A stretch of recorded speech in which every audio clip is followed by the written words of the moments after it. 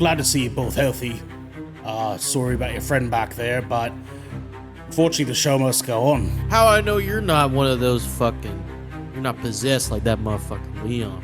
I jumped onto that thing, it flew out the window. The next thing I knew, I'm waking up here with you in the middle of these goddamn woods. Just one more night of preparations before the attack. I just want to shout into the courtyard, he's not dying! Within, you see a very large, rounded, humanoid heart. And I take out my daggers. And I would like to stab the shit out of the heart. And you can see lightning in his eyes as he peers towards you and holds out a hand. Do you take the hand, Jackal? I take the hand. I reach out. I take the hand.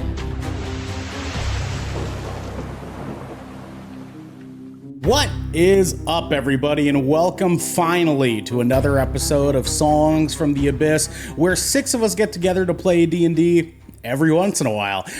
My name is Ernell Pearson, and I am here tonight with some very good friends of mine that you may or may not remember. Firstly, we have Devin, Brevin, the Dude. Ara? Question mark? Ara? I forgot that existed. Holy shit. That Ara. was a deep cut. Oh my god. Felt my gonads move. We also have the Hellfire and Brimstone himself. It is Garrick Bartholomew Eaton. What's wrong with you?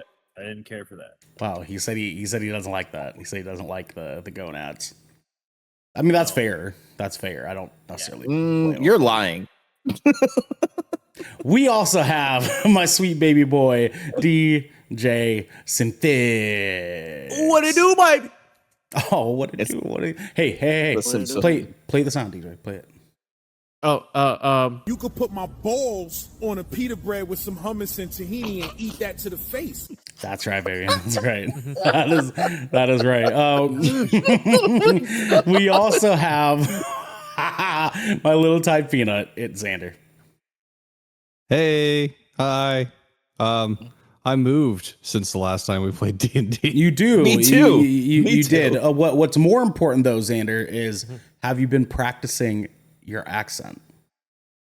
No, I have not. I have not. I was literally chopping up some chicken right before dinner earlier, listening to my audiobook, trying to get back into the accent, but it's a fleeting thing. If you don't use it, you lose it. So he's gonna start it off, boys, and we're gonna end up getting like a Scouse Moonwind. It's gonna be crazy. Yeah. I bleed the bloody pope out of you, lad. Can I get a can of Coke? Listen, I'll fuck you up, lad. I just realized a handful of dice is really like a handful of caltrops. We also have our bestest friend. It is Pub Master Drax, aka Sam. I like how the AKA is like my actual name. Yep, exactly. Yeah. I think that's pretty fun. Sam, before we kick things off here, we have a bone to pick with you, dog. We have a bone to pick with you, big dog. I just want it to be known. Other than the fact that the only thing in focus right now is his microphone. Yeah, I don't know why you gotta scooch up. You gotta scooch up. You gotta sit up like a man. You know what I'm saying? Sit up like a man. Oh Jesus Christ. I'm gonna. No, I need a new webcam really bad. So this one is dumb. Well, maybe we can work something out with you. It'd be a good time. We'll Sam, link the listen. GoFundMe down in the description below. I'm not saying it's entirely your fault because we had to move our schedule around a little bit for a multitude of different reasons. Okay, but what I will say is that some of the longitude of this schedule being worked out was partially your fault. Sam, you had a big paintball tournament to have to prepare for, and you were like, "Boys, I got to do it. I'm gonna go to Aftershock," and we had a conversation at one point where we were like, "What?"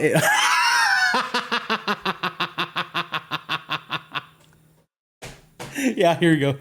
Here we go. For our audio listeners, Sam left. He left. Took his headset off and he left. None of these are gold.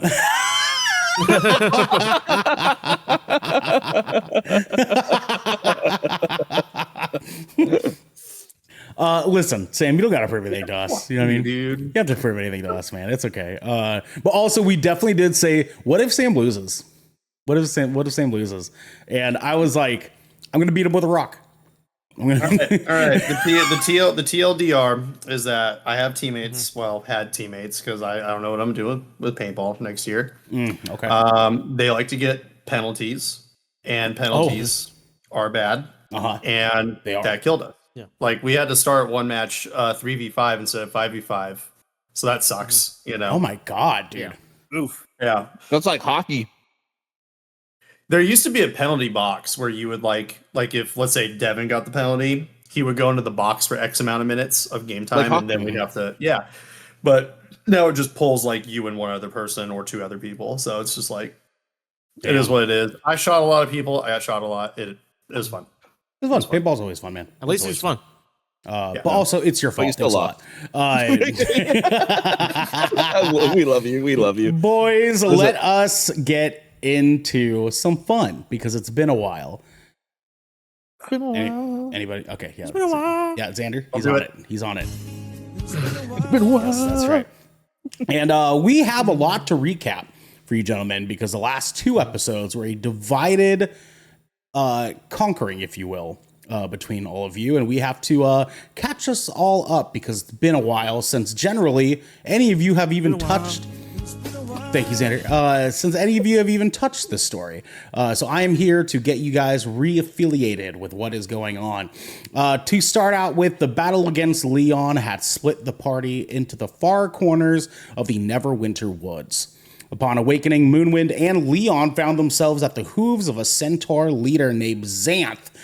He explains that the orcs have made the woods unlivable for his clan, and that they were currently on their way to leaving, but that they would return upon the Tusk of Talos being driven out of the forest. Xanth informed the two of them of a human encampment nearby and expressed that until the cult has left the forest, the centaurs could be found near Dragon's Barrow. Leon and Moonwind find their way to the logging camp of Tybor Wester, the brother of Phandolin's town master Harbin. And here, Leon warns Tybor of a coming orcish attack and that they need to leave before the cult arrives. Tybor agrees humbly and begins having the camp move out, but is unfortunately too late as the horns of the Tusk of Talos howl through the air. All of the camp's workers begin to run through the woods alongside Moonwind, Leon, and Tybor, and the orcs at their tails. The monk and warlock try everything they can to slow down the attack and save some of the unfortunate souls from perishing in their panicked running, but only so much could be done. That is, until Xanth and a few of his centaur warriors step in to stop the pursuit with a wall of arrows. And then we move over to the other side of Neverwinter Woods, where Cloud and Jackal awaken to find Falcon approaching them from the brushes. He tasks them with investigating the manse that he informed them of back at the lodge and explains that although he cannot go with them, that it was imperative for them to find out what is happening there and to clear out any of the orcs that are inhabiting it. The two made their way north where they found the ransacked church surrounded by wild boars, and inside they overheard a group of the orcs talking over plans for some kind of gathering. Cloud and Jackal made their way into the church as the orcs slept and dispatched the cult one by one. While exploring the old church, they found a staff, a small pouch of dust of disappearing, and a cloak that Cloud recognized as one that his master once held. Upon moving further into the church, the two adventurers found the grounds garden, and more importantly, the anchorite of Talos, leader of this area, as he was performing a ritual within the old cleric's room. The orc attacked Cloud and Jackal, and in the midst of the attack, Jackal noticed a loud thumping heartbeat coming from the garden's tree, and inside he finds a torn out heart only to realize that it belongs to the anchorite himself. He stabs it with his blade, and in doing so, sees a vision of the thunder god Talos reaching out his hand towards Jackal. And upon accepting the hand, the rogue comes to, the orc is slain, and the two survivors rummage through the bedroom to find a map on the table indicating 3 important points of interest marked throughout the area of Phandalin. With the map in hand and memorized by Cloud, they step outside of the manse to hear the sound of an orcish horn to the north, and they decide to trek forth towards the sound. Gentlemen, today, none of you have heroic inspiration. Congratulations. Fuck! Congratulations. We are starting out. Awesome. All right. We're starting out fresh. Wow. We come back after a freaking month and I get it. change. No, I get it. That makes Fuck sense. you, Ernell. Not back after this long break. None of you are heroes. You're all losers. Fucking nerds, you know what I'm saying? Bunch of fucking nerds, dude. Boys, let us begin. To start off our session today, we look towards our good sir, Boris. After the attack of Leon and watching your friends be dispersed across the sky over the tall trees hanging low across the forest of Neverwinter, you are left standing alone in front of Falcon's Lodge. And a light sprinkle of rain brushes across your face and drips down your hair and beard, and you feel this sustained, uncomfortable silence after the experience you just had. Leon obviously was not okay, and you and your friends, your comrades here, have done everything that they can to try to stop the attack that Leon was leading. Boris, I ask you, as we start things off today, what is Boris feeling? What are you thinking after this has unfolded? I think Boris is probably feeling the first stage of, I would say, FUD. He's in the fear stage. What happened is, that's terrifying. That's scary to be traveling with somebody that loses control. And then the second stage will kick in of the uncertainty of, like, is this the right move for my goals?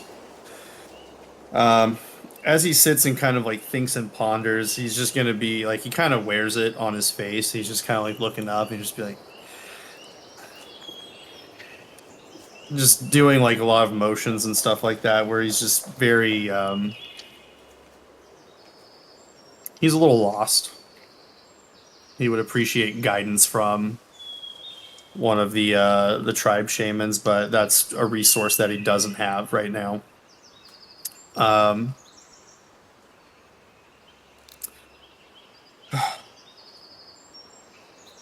Just, what the fuck happened? What was that? What was that? That gate, that purple gate.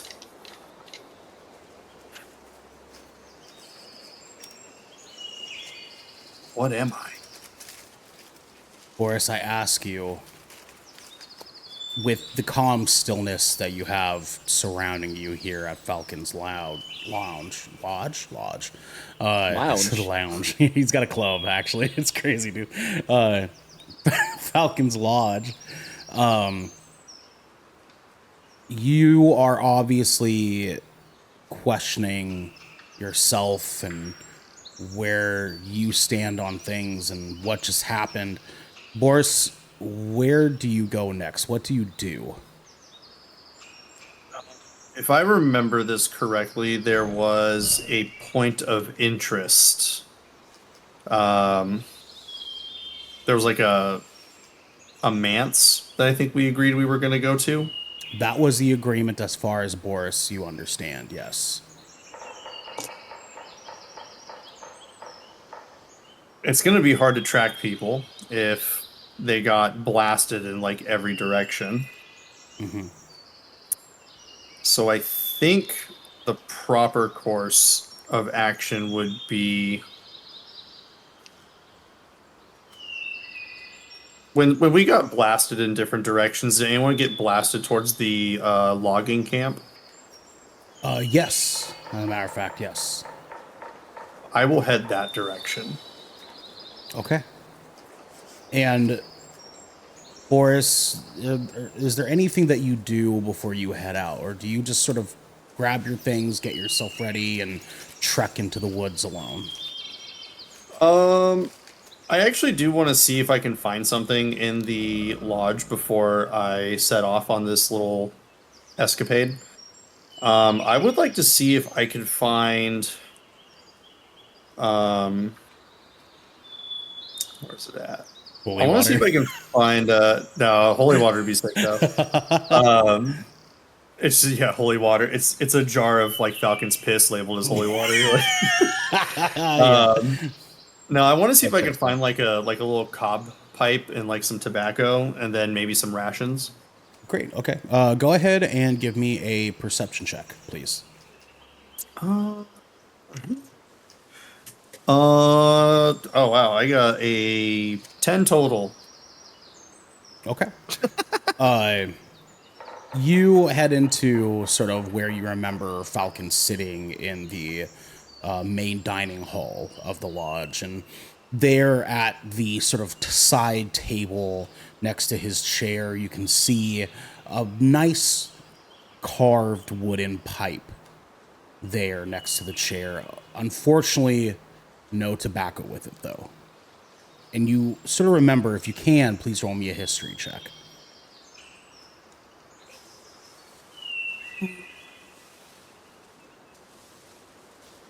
Oh, I'll do you one better. Literally, got an 11.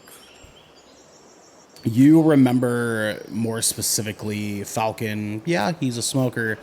But more importantly, you remember that he keeps his tobacco within a hide pouch underneath his coat.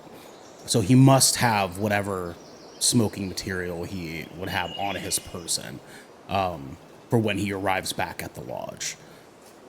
Is there anything else you would like to do, Boris? Did I find any rations at all? Like There anything are simple, like hardtack? There are some dried goods sort of sitting up on the counter of the bar here in the dining hall. Stuff sort of wrapped in, loose fabrics and, carry friendly sort of dried goods here. Not very many, but I'd probably say 3 different individual packages of dried goods. I would like to take.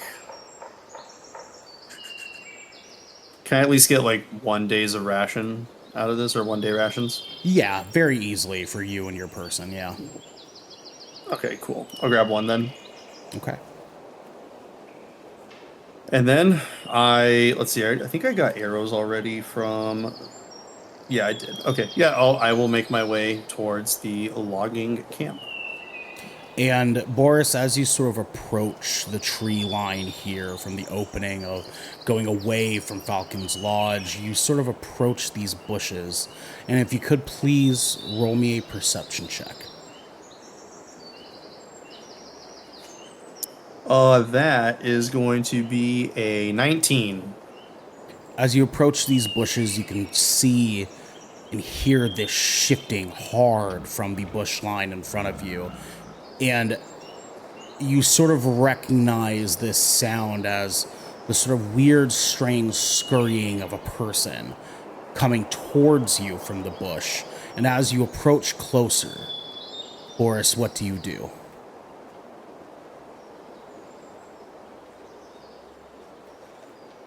I will have a hand on. One hand on the short sword, one on the scimitar. Just kind of like ready to go, and just like approach slowly, and I'll try to be sneaky about it. and you take 2 steps forward to see the bush part in half, and a large shadow of fur sort of leaping out from between these bushes. And for now, we move southward towards Leon and Moonwind, who are now standing at the edge of Neverwinter Woods, just outside of the tree line, leading somewhat towards the Tribor Trail. And Leon and Moonwind, you two are standing here gassed after having been running for the past, what seems like forever, being chased by the Anchorites and the Tusk of Talos. And as you two are sort of stopped to catch your breath, Xanth approaches you two. And Leon, I ask you, what are you thinking as Xanth sort of comes towards the both of you? I'm going to look over at Xanth and I'm just going to be like, I thought you and your people were going on. Good observation, boy. I felt it wrong to leave you behind, knowing damn well what you two were facing. Well, I appreciate the help. I'm sure Moonwind does as well. Wouldn't be the first time we've been in a peril situation such as that. And Xanth looks over towards Moonwind and sort of holding his spear up in one hand, looks down towards you and he says, "Are you okay?" I'll be fine. I've had worse. You two are strong warriors. I'm proud to have done what we can to protect you. Are we still in agreement? Absolutely. We're going to get these people you've just saved out of here. We're returning back to their main village. Me and my men will do you a favor, and we will return them to Phandalin ourselves. You must go on and be rid this forest of the orcs. We will do what we can. We need to find our other party members, though. From my understanding, they are scattered throughout the forest. This can be resolved as well. And Xanth turns back towards one of the other centaurs at his side, one sort of covered in even more illustrious red paint down his body, and 2 swords, one on each hand, sort of sitting tightly across his chest in a sort of ceremonial stance as he fells upon Xanth. And Xanth turns towards him, and you see these 2 sort of murmur and speak in a whispered hush towards each other. Moonwind, what are you thinking as Xanth tries to sort of speak with his comrade?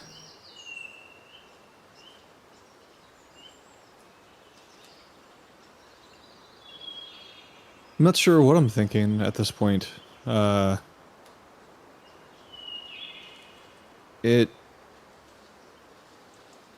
just kind of want to let this play out.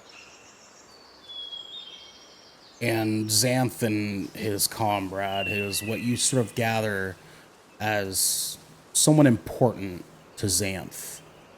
Would you like to do a history check to see if you know or understand why this relationship between these two is being had?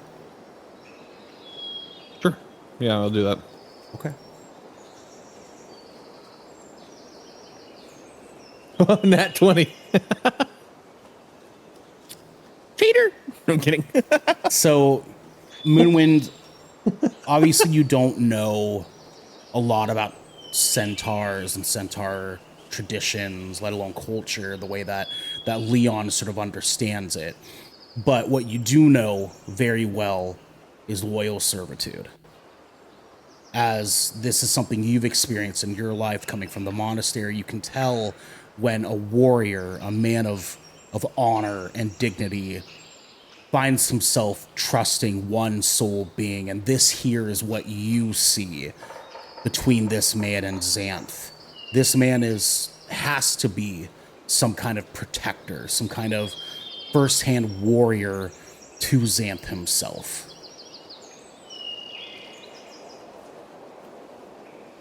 And Xanth sort of turns back towards you two after talking to this soldier.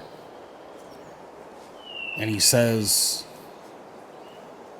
"My men might know where your friends are." Really, any information would help.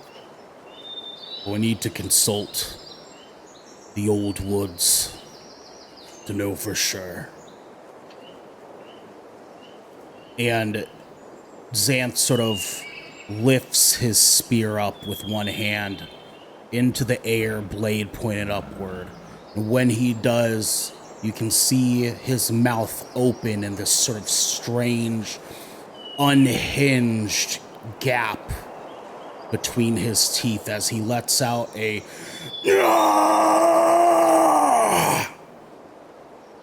as it screeches through the forest. You guys can feel what little birds are sort of left in these woods fly off above the trees. And the sound of these birds becoming now a silence is very soon replaced by the heavy stomps of some kind of creature making its way towards the both of you. What do you two do? I want to look closely and see if I can identify the creature. Okay. Give me a perception check.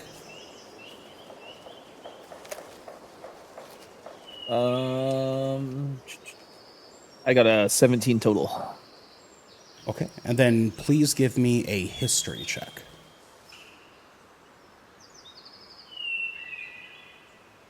History is going to be 17 as well. Both of them 14 plus 3. Leon, you sort of peer closer as your eyes move into a squinted position to sort of see what is coming your way. And when you do, you notice that this is no small figure.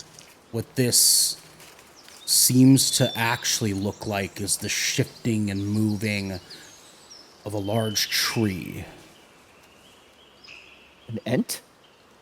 And as the shifting comes closer and the thudding on the ground comes closer, you two see a large tree-like being sort of split two trees open from in front of you and steps forth out of the woods. And from this I've seen everything. This odd-shaped gap in the middle of the husk of this tree, you see two eyes, beady, small, peer between the bark shaves on the side of the tree above the hole. And the hole begins to shift as the tree calls out, "Who beckons me?" I'm going to look right over at Xanthos. I'm pointing at Xander now. And now we move to Cloud and Jackal. And you two, after having heard the horn calling from up north, you two have decided to approach where the sound is coming from. And you two have been trekking north just for a short amount of time. But, Jackal, I ask you, where are your thoughts on, after having had seen what you saw back at the manse. Seeing the heart in the tree, seeing what looked to be a god in front of you. Jackal, how do you feel? I think Jackal feels just confusion. You know, before this adventure, everything made sense. There's things, there's patterns, there's people. You know, his job was easy, simple. Well, I wouldn't say easy, but simple enough. Gather information, spy, you know, have to lie if he needs to, have to kill someone if he needs to. But now it's slowly starting to set in on this walk that this is something even more beyond, because he hasn't been able to catch his breath. You know, in the past, you know, just days worth of travel, right? You know, we had to run in with the blue dude, right? We had to escape this big freaking beast that was chasing us. And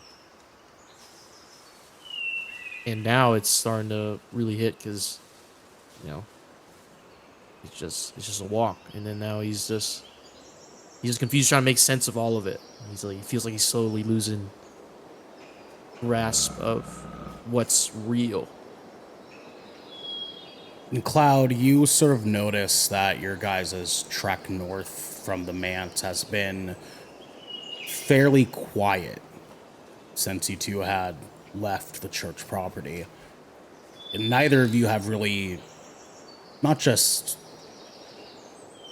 said anything, but you guys haven't seemed to really know what to say as you guys march forth to what could be wildly dangerous territory. Cloud, what are you thinking?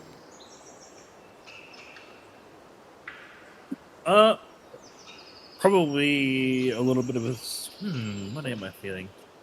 Probably maybe a little bit of sense of determination at this point, since we've started to find some clues that are pointing me in the direction of the destruction of my monastery. So, yeah, I'm probably feeling a little one-track minded a little bit. And you two continue on through the woods until you guys start to hear the loud banging of what sounds to be drums coming from fairly distant away. It's not close, but you can hear the sort of pounding echo reaching through the trees around you. What do you two do?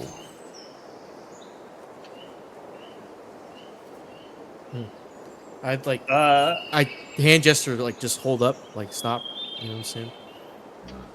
And I point to my ear. I look at Cloud.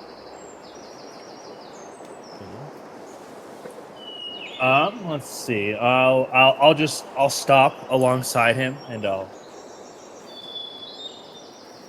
listen. And Cloud, you can feel as he sort of stand in this dire pose that this sort of I love that small she's getting into character. gust of wind sort of bellows around your feet and lifts up the side of your cloak as you can feel this sort of wind underneath you flap the cloak to your side. What the fuck are you doing? Please animate that. Yeah, you hear those freaking drums? Do you do anything else, Cloud? Do we notice how far away, how close or far the drums are by any approximation? Go ahead and roll me a perception check, please. Both of you can. Okay. 12 total. Where my perception at? 18 total. 18. Jackal, you can kind of sort of zone in on this pounding that you're hearing off in the distance, and almost as if the rest of this world is quiet around you, you hear the thudding of doo,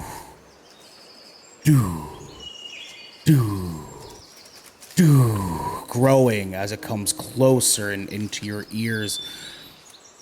It registers to you as it's got to be a few miles. It's not quite here, but you know the sound of drums is not too far. You'd probably say 4 miles north of where you two are standing. Drums. 4 miles. Where we're heading. And you two broach off from there. Todd doesn't say anything. He just assumes. He's like, okay, sure. I'll ask Jackal, like, do we pick up the pace? It's getting closer to us. Let's say, you know about the concept of speed walking, Bobcat? I'm like 4 feet taller than you. I speed walk by default. Yeah, I guess we could pick up the pace. But don't go too far forward because, you know, your whiskers might, you know, get caught on something.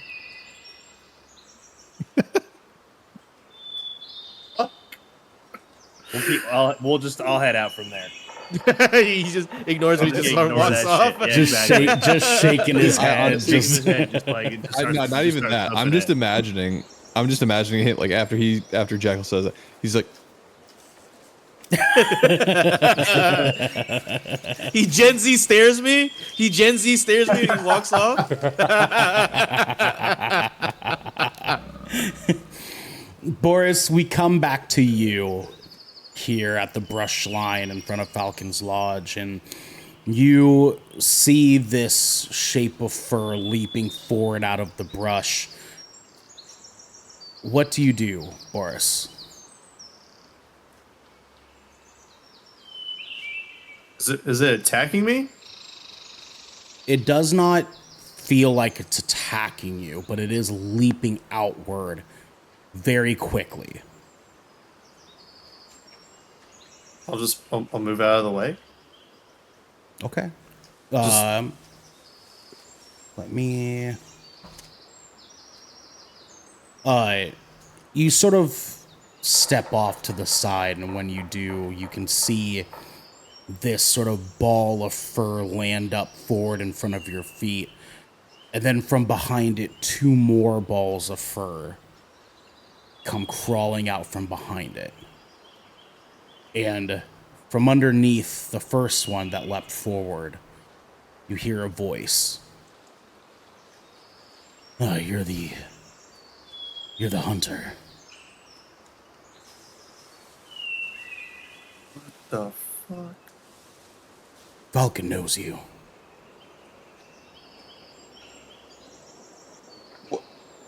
What? There's 3 of them? Mm-hmm. What? How big are they? Fairly large in size, about the size of your average sort of barn boar, a wild boar even, I guess you could say. oh damn. And they're speaking to me in common? Yes. They're just balls of fur. Is it like scruffy or Yes. like soft? I don't want to pet and find out. I don't know if this guy has like a little, like, you know, fucking PetSmart boutique like in his fucking lodge or Dude, something. what if it's like a furry roly poly? Rubbing them bug? down, yeah.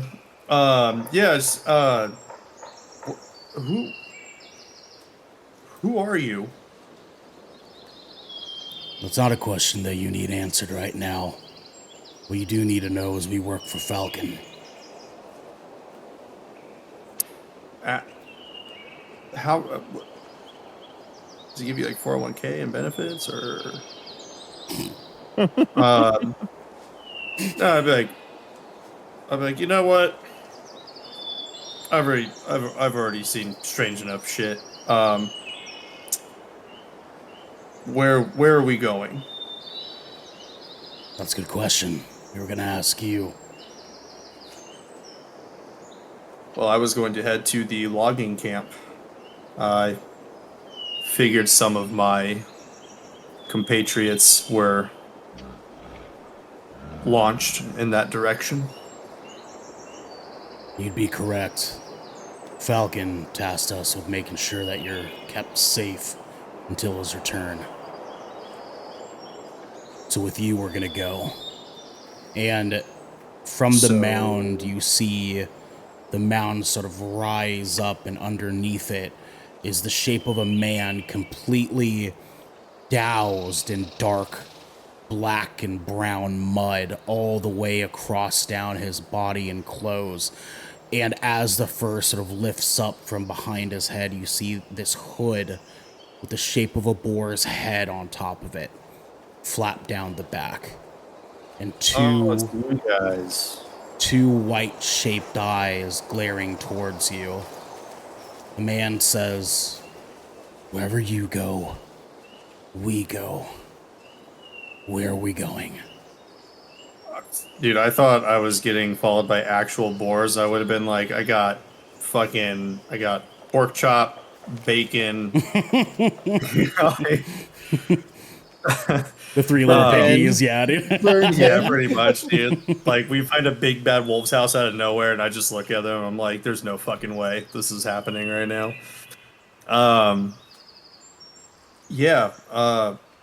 Okay. Well, I appreciate the help, but I also feel like this turns me into bait. So I will continue onward. You don't gotta worry about that, my friend. As he sort of leaps down back into the mounded fur position he was in, you see him and the other two scurry out into the forest like large rats. And you hear a shift in the bushes as two white beady eyes turn back towards you. You hear the voice say, "Well, come on, let's go." And the eyes scurry away again. What in the Miyazaki is going on here? I will continue onward. And we move back to Leon and Moonwind. This giant tree creature standing feet upon feet above all of you. You guys immediately notice that Xanth has not moved an inch. And with his spear now placed gently end on the ground, you see him kneel forth in front of the giant tree with his head down. I'm going to copy him. Moonwind, do you do the same? Doing.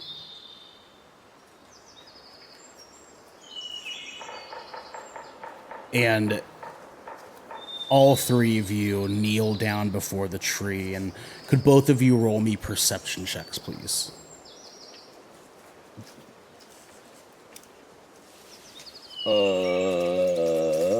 I got a 22 total. You're muted, Xander. Sorry about that. That'll be 11 total. Both of you, as you sort of kneel down, can see in your peripheral vision here, as you sort of kneel over, that all of the other centaurs behind the two of you are also kneeling in unison along with you. And the tree creature steps forward with both feet firmly planted in the ground before all of you. Firmly planted. And you hear Xanth in a sort of voice of desperation say, "Great Elder, we come to you asking for information." And the giant tree sort of lifts up its two arms and shakes itself violently in front of you. Sticks fall down to the ground around you with dead leaves in hot pursuit.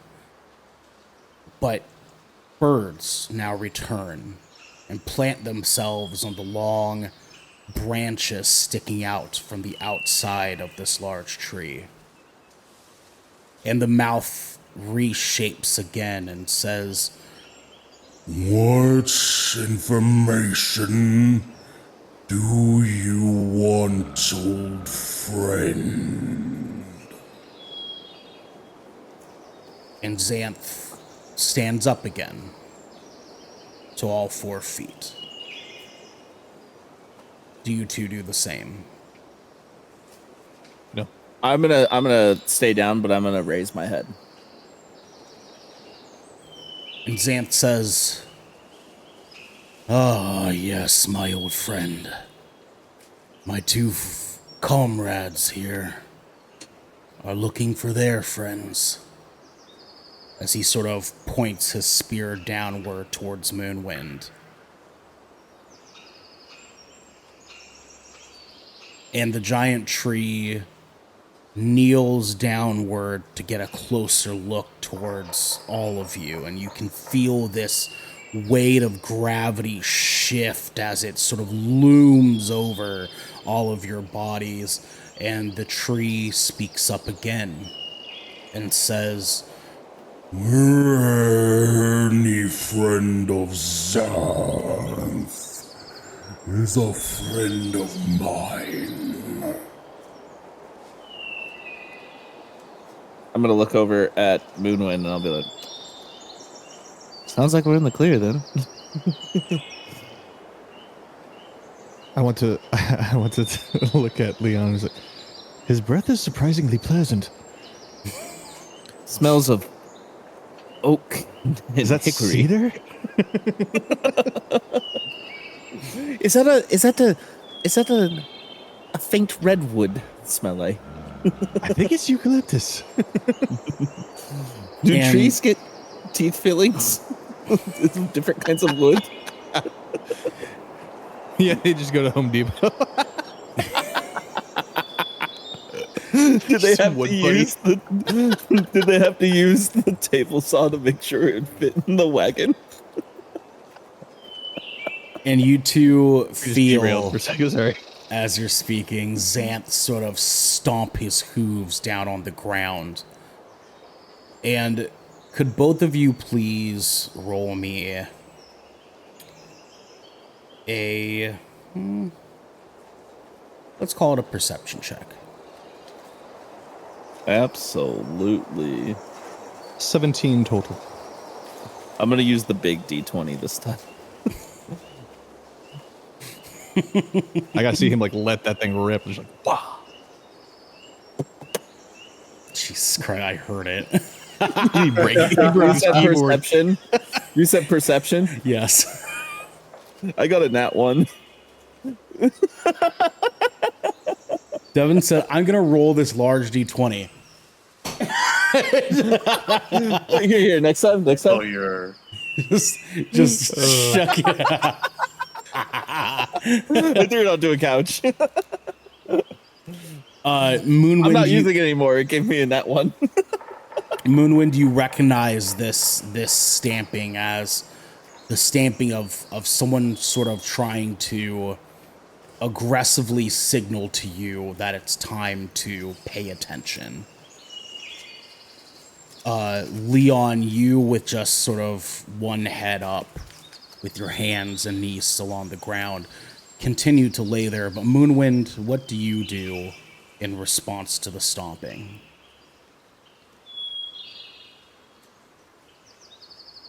At that moment, I get up and stand on both feet and be present in the conversation. At this point, can I see that he's doing that? And I just go, oh shit, yeah, fuck. Yeah, absolutely. Absolutely, yes. Okay. And Xanth sort of leans over towards Leon and he says, "If you bow for too long, the treants find it disrespectful." Alert. Roger that, sir. Xanth looks back up towards the treant, and he says, "Have you any word of other beings around the forest? More specifically, near you-know-who?" I'm gonna look at Xant. I'm just gonna be like, you know who? And Xanth leans over back towards Leon. He says, "Falcon." I thought you were friends. We are friends. But the treants find him obnoxious. So do a lot of people, apparently. No I'm starting kidding. to find a trend. And Xanth sort of stands back upward again and he says, "Please, Elder, if you could lead my friends the way." And the tree's mouth sort of still shut.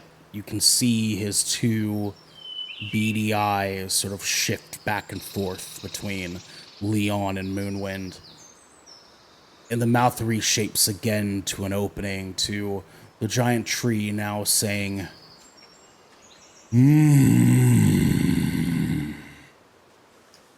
It's been quite some time, but I believe they went north. And Moonwind, are you actually raising your hand? Xanth looks down over towards you and says, "Speak freely." Excuse me, Mr. Tree, sir. Would you say it's...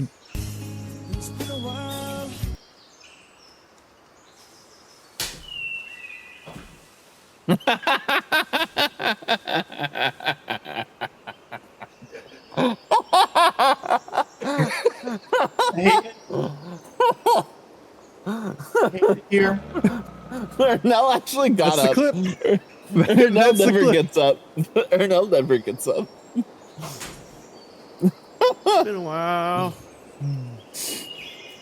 I just want to make it very clear, I hate playing D&D. I hate it now. I officially... That's actually the real reason why we haven't been able to get back is because Ernell just hates. I just hate Yeah, I hate- Ernell, I hate playing Ernell just D&D used a Sam lot. as a scapegoat. He just Yeah. used Sam as a That's scapegoat. exactly it. As he says that, any landmarks, any locations we should be looking for?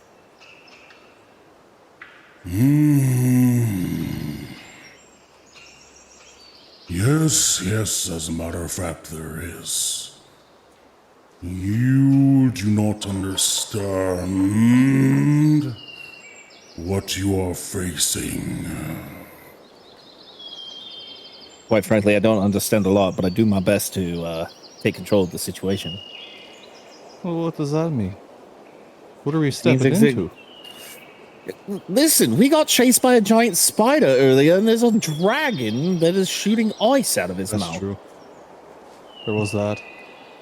You two speak fast. I apologize, sir. I thought I was going pretty slow. No comment. You can Wait. find your friends at the Circle of Thunder. That sounds That ominous. sounds metal as fuck. And This wouldn't happen to do anything with the god Talos, would it? and you can see the tree inside sort of shift again. And he says, I don't know. The Circle of Thunder. How much of a day's walk or ride is it from here? You ask an old tree new questions. What type of wood are you? Well, we do always learn, don't we, Great One? Yes, you humans. Mahogany? I am an elf, sir. Acacia. That's what I identify with. You can. Humanoids. How much wood could a woodchuck you? A woodchuck could chuck you? My apologies, friend. And Moonwind and Leon, could you guys please give me another perception check? I got 13 total. 13 total. 13. And what was that, Moonwind? 14. You guys, to your sort of behind you, can notice the sort of clamored whispering taking place between the centaurs that Xanth has leadership of. And it seems to be a fairly frightened clamor amongst them. Although quiet, you can sort of hear this uncomforted quivering in their voices. With us noticing that, I want to look at Xanth, and I also want to look at the great old tree, like kind of like back and forth while I say this. Oh, I thought you were just going to take your eyes and go. Duh. I want to say, is this circular thunder a dangerous place? Dangerous is a simple word for it. Do orcs reside in this place? Orcs, beings, rats. And you can see the tree sort of lift itself up, and this giant looming feeling rises upwards again. And you feel Xanth once more fall down to his knees. Oh, here we go. Yep. I'm going to follow suit. And we move back to Jackal and Cloud. Damn it. I had stuff I wanted to say next. Hold on to it. You know what this is reminding me of? You know what this is reminding me of. I don't even have to say. I mean, the meeting with the hobbits, right? Yeah. I mean, Yeah, yeah. It's a giant tree trying to talk to people. Yeah, for sure. Jackal, Cloud, you guys march forward north, and as you hear these drums move closer and closer to you, and as you move closer to them, you can now hear more clearly the sound of sort of screeching and laughing and blood-curdling roars echoing through the air around you. And these woods have become peculiarly darker as you approach closer to these drums. And as you reach forth, you guys can see a sort of horizon line here where the trees no longer sort of continue on forth. And you approach to see a large broken log with two huge boulders sort of sitting just behind it. And here you also see the fur lining of a cloak knelt down behind the log on your side of it as you approach closer. What do you two do? Do we recognize the cloak? Please roll me perception checks.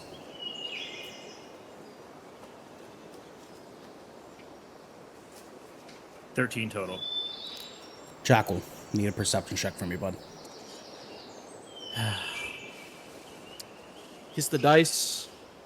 Ooh, 16 total. 16. Ow.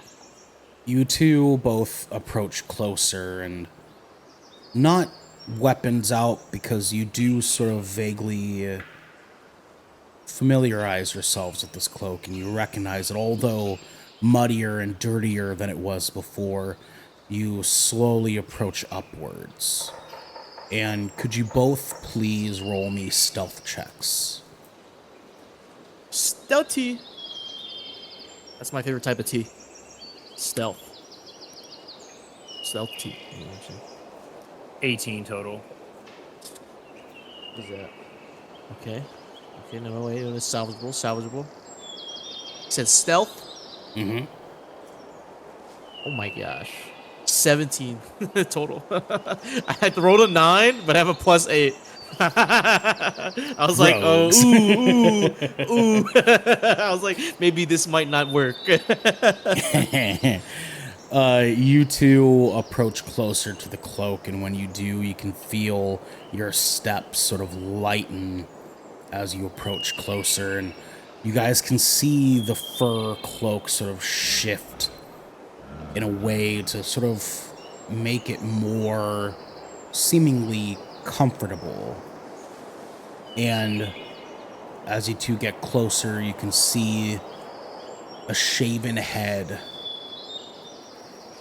underneath the cloak, with, in this person's hand, a long monocle coming outward from his face.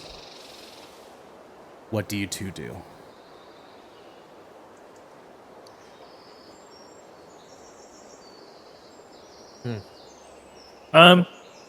I will just like crouch down beside him on one side and ask him what we're looking for. And as you kneel down next to the man, you see him sort of, oh, fucking hell, lad. What are you doing here? We heard the drums. You fucking scared me nearly half to death, lad. You two are not supposed to be here.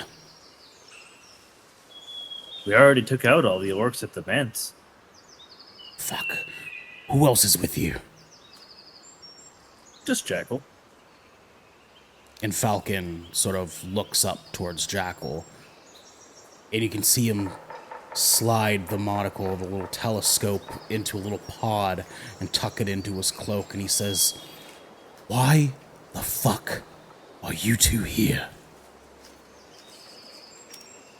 Shit, brother. I mean, fuck. Why wouldn't we be? Why wouldn't we? Didn't you?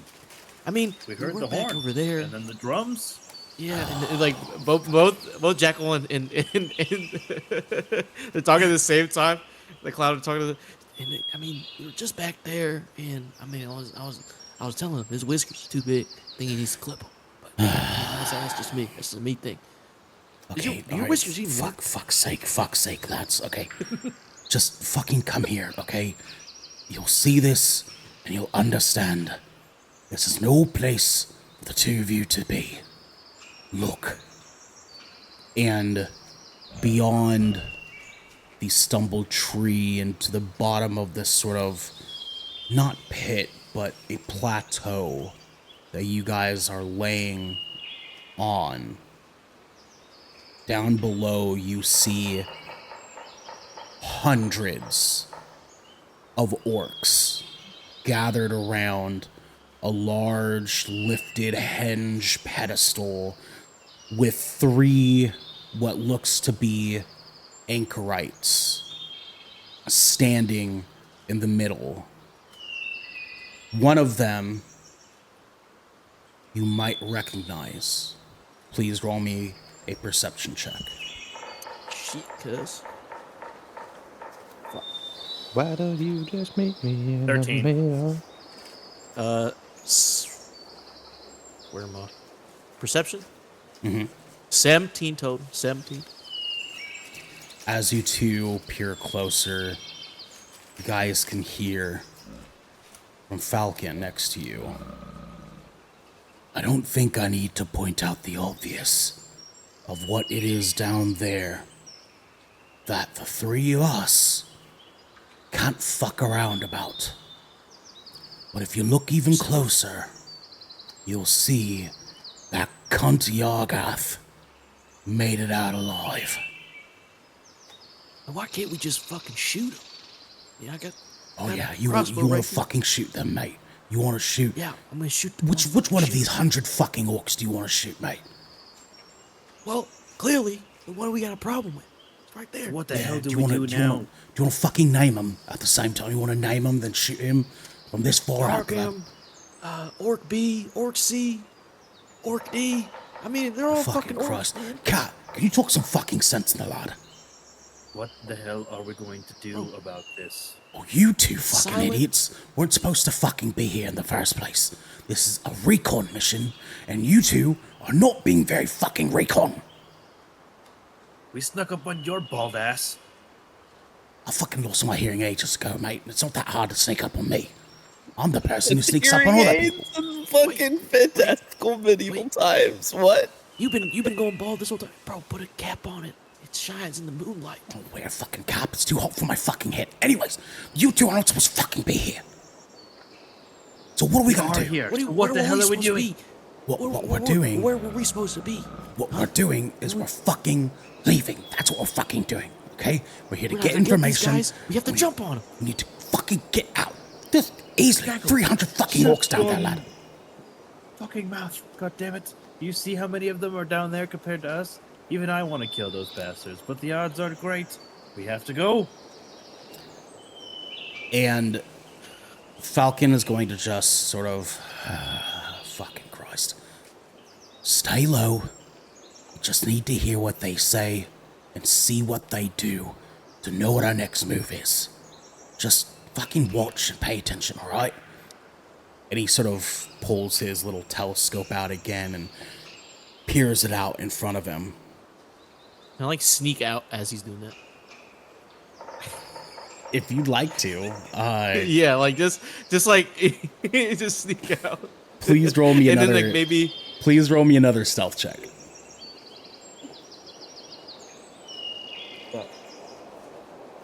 22 total.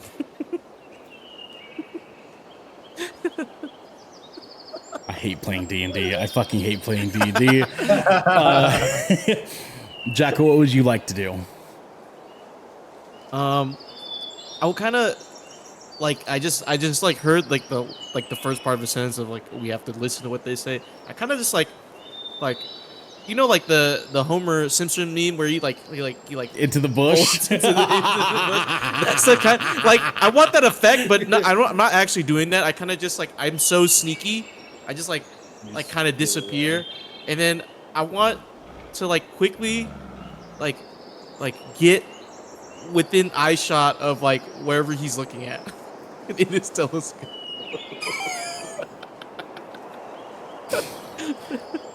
And fuck Christ, as you do,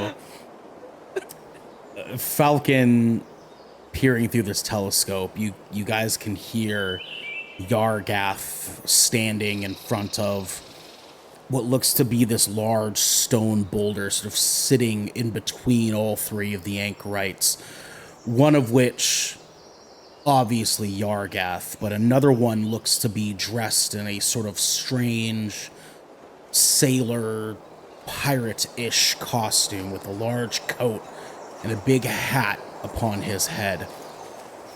And the other anchorite dressed in a sort of large chain mail around his shoulders and a huge body sort of looming even over Yargath himself with an axe in hand.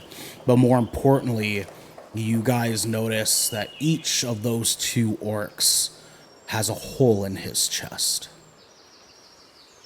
Much in the same way that Granok did back at the manse. And Yargath, as you guys can hear the echoing calls and screeches of the orcs surrounding them, you see Yargath raise a fist into the air. And in this fist is a knife, a blade tucked between his fingers. And all of the orcs go silent.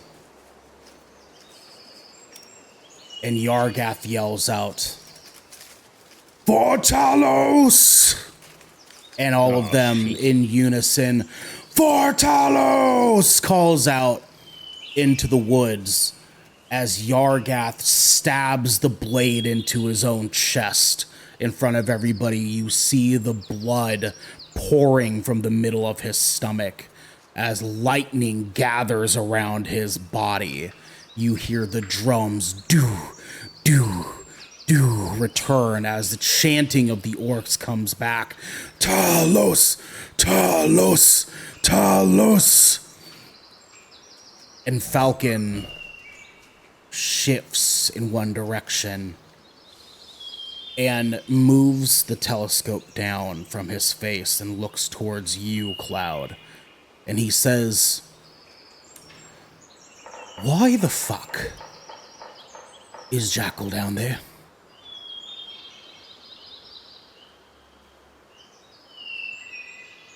Because he's a goddamn moron.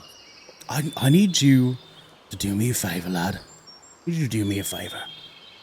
From here until when we get back to my fucking lodge, I need you to make sure I don't stop this fucking cunt. And I'm like, I'm trying to motion hand signals to Falcon. And Falcon looks towards Cloud and he says, what the fuck is he saying? Mate, what the fuck is he doing down there? I have no idea. We just, oh Christ! Can you give him a gesture for Jackal to come back? Thank you, lad. Fucking tell him. I would one. No, I'll point my finger to the ground silently. No, now, you, now. He's like, hey, saw us on TikTok. And Falcon's just, oh, okay, all right, fucking hell. All right, I got it.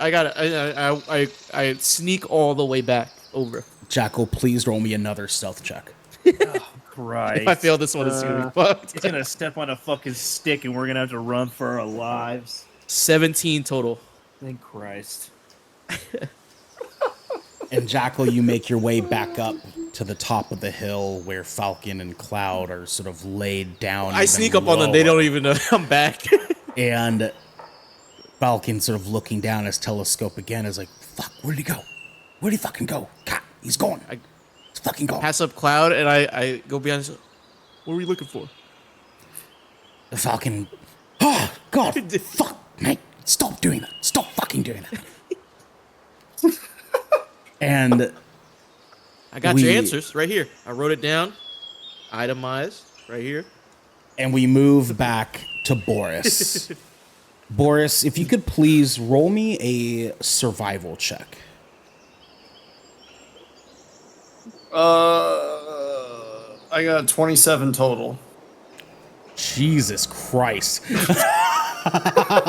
you get like a 19? Is that what it was? Yeah. Yep. Yeah. Okay. I thought so. Yeah. Okay. Nope. Nope.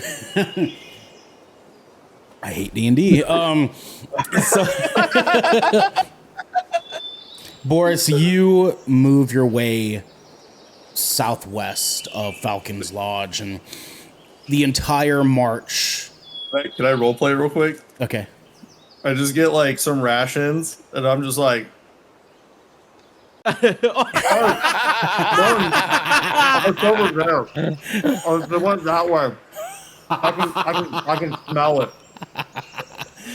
And Boris, you travel miles southwest, and alongside you on all sides, you feel and see and hear the brushing scrapes of the men that work for Falcon, kind of gliding across the wood along with you, parallel as you take every step. You can tell they take another. And these three are watching you very, very closely. And you travel through these woods for what seems to be the rest of the remainder of the night.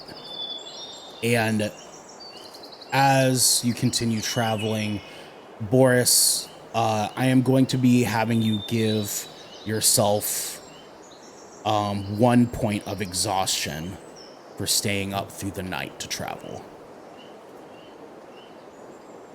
And so I'm wondering, can you do that on your end, or do I have to do it for you? I can do it. Okay, sweet, thank you. Oh yeah, perfect. Okay, that's it.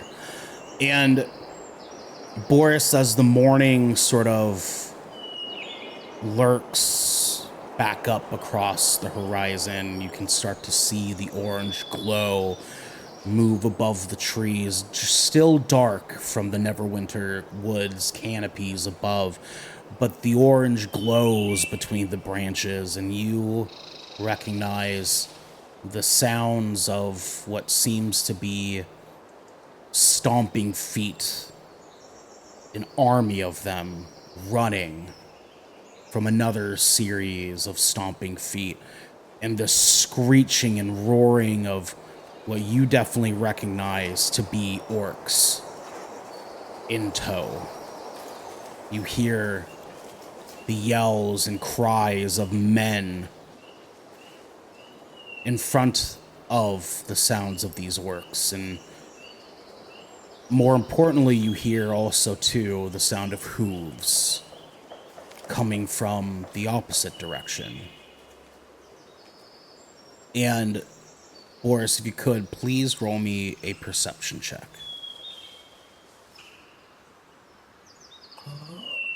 That will be, let's see, so that's 21, 19 total.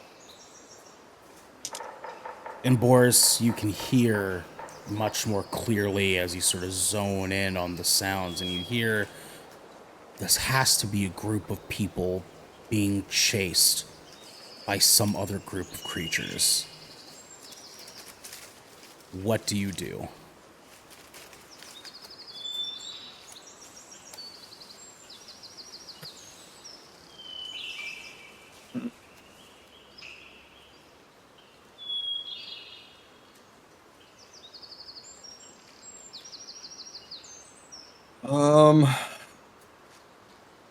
I want to try and slow down the pursuers if possible.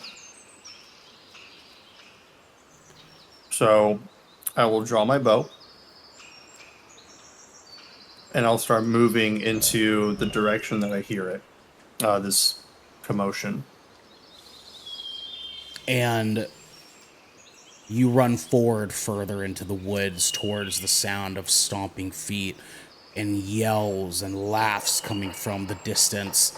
And as you sort of break out from the main thickness of the woods, you see a trekking army of orcs off about 100 feet in front of you, dancing between trees, moving forward towards the east. And off in the distance from there, you see what looks to be a group of men sort of jumping over logs and running away from this pack of orcs here. And when you do, you also turn to your side and see, firstly, the 3 protectors that Falcon has given you, but even more importantly, 2 of the orcs from the pack now turn towards you. Boris, what do you do? How many are we counting in the pack?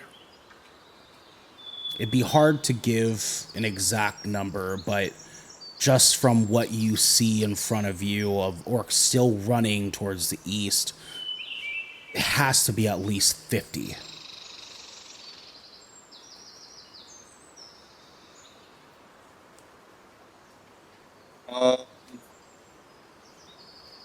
That's a lot of orcs, man. I ain't got that many arrows. I will attempt to hide. Okay. Go ahead and roll me a stealth check, please. I got 18 total. And as you sort of crouch down, how do you try to hide yourself from the 2 orcs that have already seen you?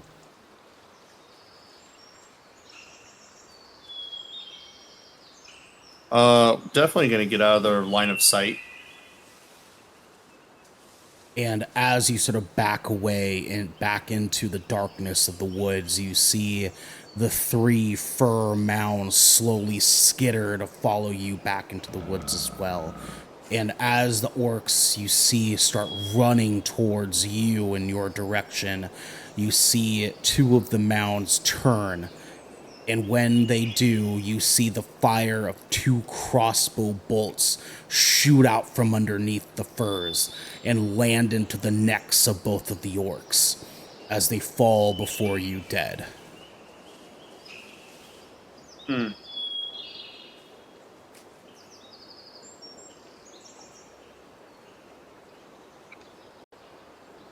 I need to learn that. Boris, what do you do? Well, these guys were just sent to like protect me.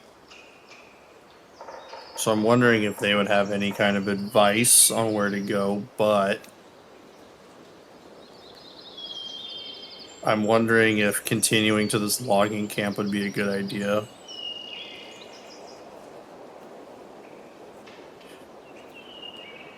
Have all of these orcs ran past me?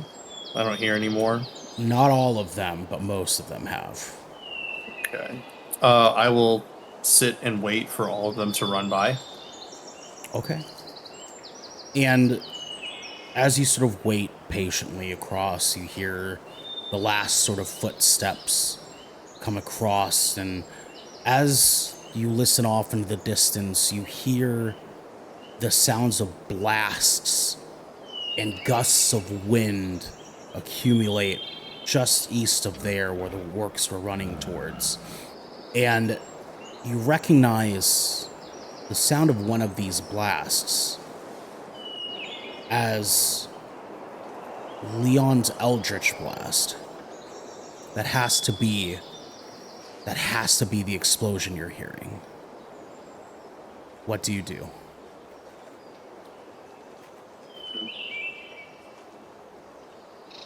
I'll have to move towards it. Need to find them. And the 3 mounds of fur sort of shift a little bit towards you as you stand up. And the main one that you were speaking to before sort of shifts upwards to look towards you, and he says, "Yeah, we were thinking it too." And the 4 of you run forward towards the orc's direction. And when you do, you hear even more explosions and more cries and more falling men as you move forward. And as you sort of peer between 2 trees, you're trying not to show yourself to these orcs to let them know that you're in pursuit. You're still very much outnumbered in this case.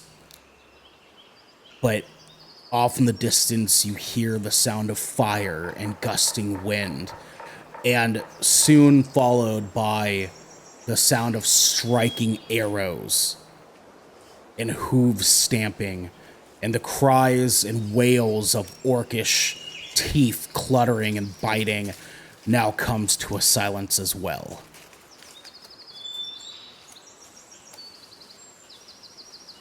And Moonwind and Leon, we move back to you. And the giant tree in front of you says, The circle of thunder is where the orcs gather.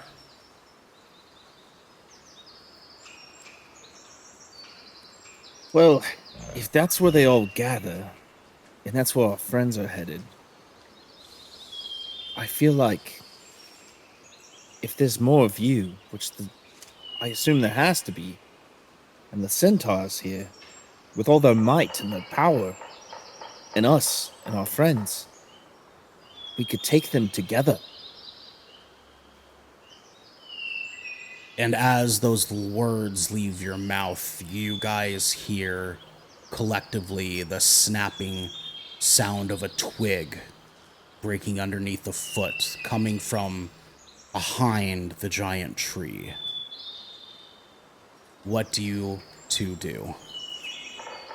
I want to perceive what exactly that is breaking the twig, my good sir. Absolutely. Hi, Jackie. Moonwind, would you like to roll a perception check as well? Yes, please. Go ahead. Got a nat 1. I got 13. And Leon, you sort of zoom in, look closely at what you can and cannot maybe see from the dark woods of Neverwinter Forest. And Moonwind, you try to sort of peer in yourself as well, but you cannot make out where exactly the sound came from. But you both notice immediately What was that? the stamping of hooves come up from behind Xanth as Xanth points his spear forward, and all the centaurs in a line right behind you raise their bows and knock their arrows back, and with a unison chant of Xanth holds his spear forward and he says, "Who lies there?" I'm just gonna, when he does that, I'm gonna follow suit, and I'm just gonna put out both my hands, like glowing the purple eldritch energy. Right, I get into a fighting stance and I activate my shocking grasp at the ready. Boris, what do you do?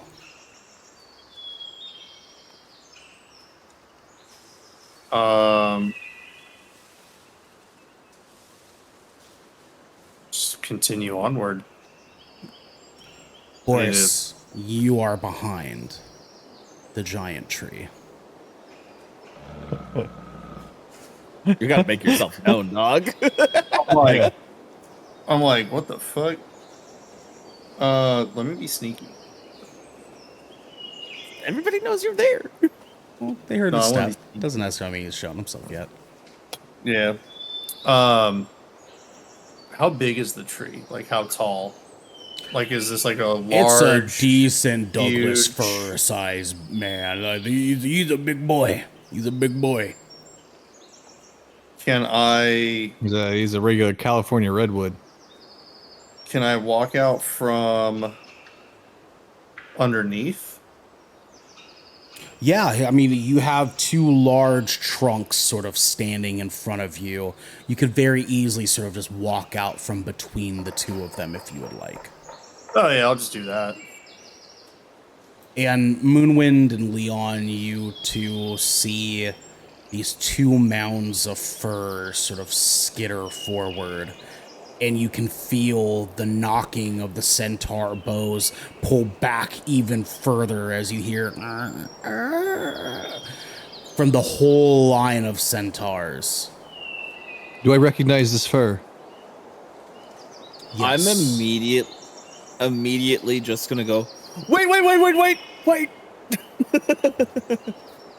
And Xanth, And I'm gonna power down at the same time. Xanth looks towards you, Leon, and he says, "You know these creatures."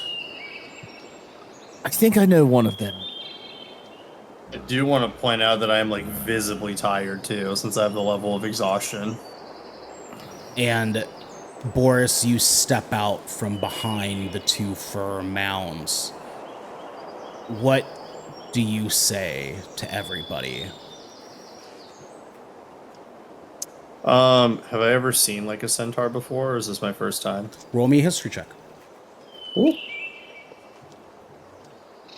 it's an nat 20. You have absolutely seen centaurs before. Boris, you know centaurs well because your village used to have dealings with centaurs very personally back when you guys were flourishing much more than you are now. And the centaur trade with your tribe runs deep. You guys have been dealing with different tribes and clans of centaurs for generations of your tribe having had existed. Centaurs are a very familiar creature to you.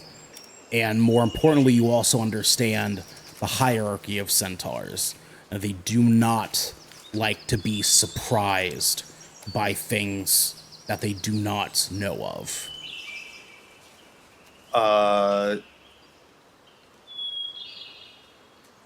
Have we ever dealt with this tribe before?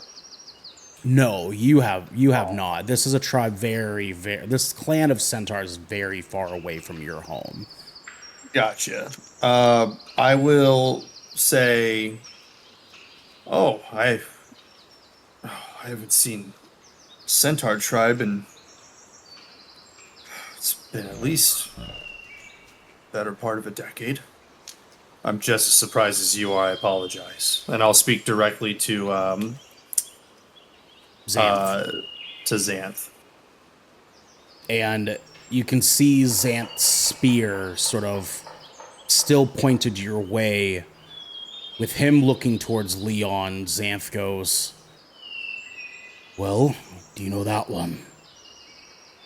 I 100% know that one. His name is Boris. He is part of my company.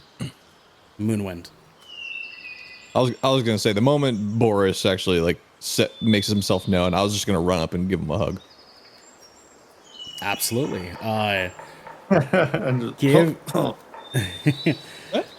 You run up to Boris and you sort of embrace him openly.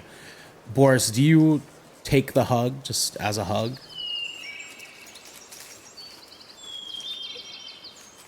Time to die. No. I'm exhausted though, so it's gonna be like one of those like movie scene hugs where it's like you get and then like the arm will come up, be like, "Oh, good to see you, buddy," kind of thing. Yeah. Glad to see you. Okay. Yeah, and I'll just look at you and I'll just be like, I didn't bring any ale. No worries. And Xanth and his centaurs sort of in unison lower their weapons down. And Xanth looks back towards Leon and says, "Don't let anybody, not any of your friends, sneak up on me like that again." Unfortunately, I didn't even know he was around. He snuck up on me as well. And he'll sort of nudge an elbow towards you and say, "Yeah, all right. And he'll just sort of clamber away from there. And now we move back to Jackal and Cloud. And Jackal, Cloud, you two laid down before this log next to Falcon. You guys see Yargath down in the pits of this lower plateau beneath you. And you guys can hear the chants of the orcs roaring across. And you see Yargath expose his chest as you can hear the cracking of ribs echoing through the plateau's air. And you can see Yargath reach into his chest and tear out his heart in front of everybody. And the electricity around him begins to thicken and warp and move into the heart in his hand. And you can see the lightning create a chain from his heart to the open gap in his chest as Yargath raises the heart into the sky. And he says, "Now, brothers, now is our time."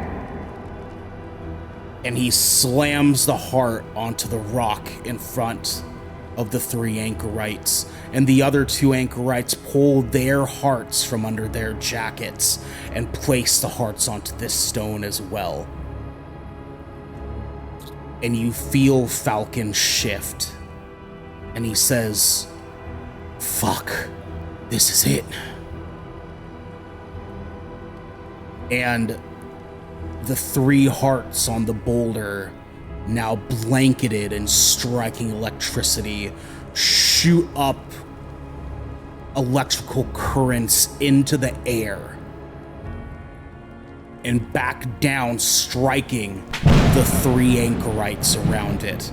And you see all 3 of them raise their hands up as the large gaps in their holes begin to glow blue and fire a beam out from each of their chests, creating a portal just in front of the stone in between them.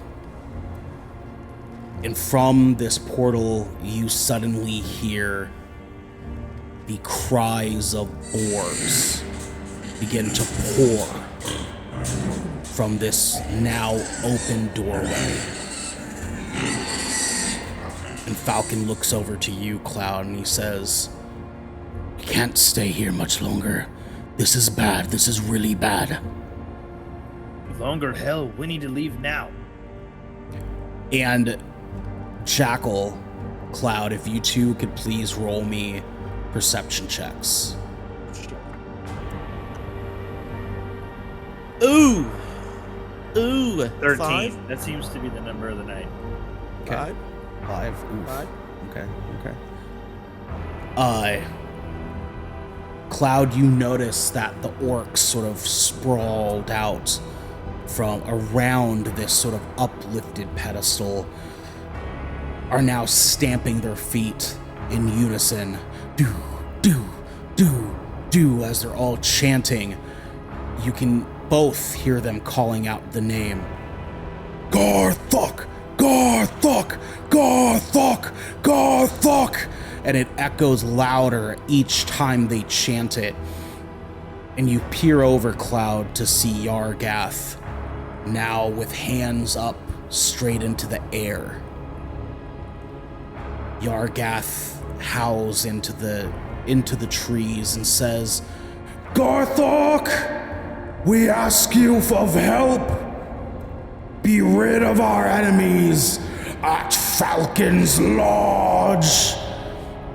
And from the portal in front of Yargath and these 2 anchorites, you see a large looming shadow, and with it, the screeching of more boars, as more boars than you've ever seen before come pouring out from this portal.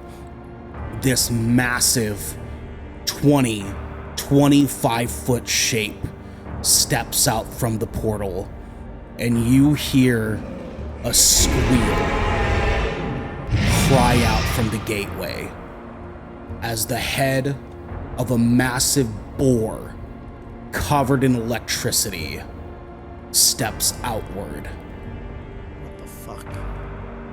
Falcon looks towards you again, Cloud, and he says, "Now's a good time, yeah?"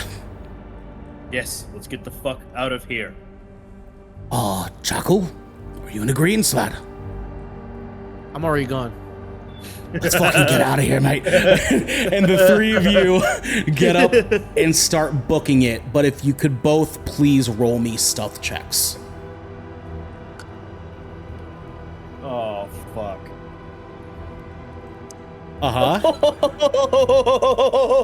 He got a nat Oh, one. shit. He got a No, I 13. didn't. I rolled a 2, which I makes got it a 7 total. Jackal. Only got 13. Only got 13 total. He's just watching this. He's a.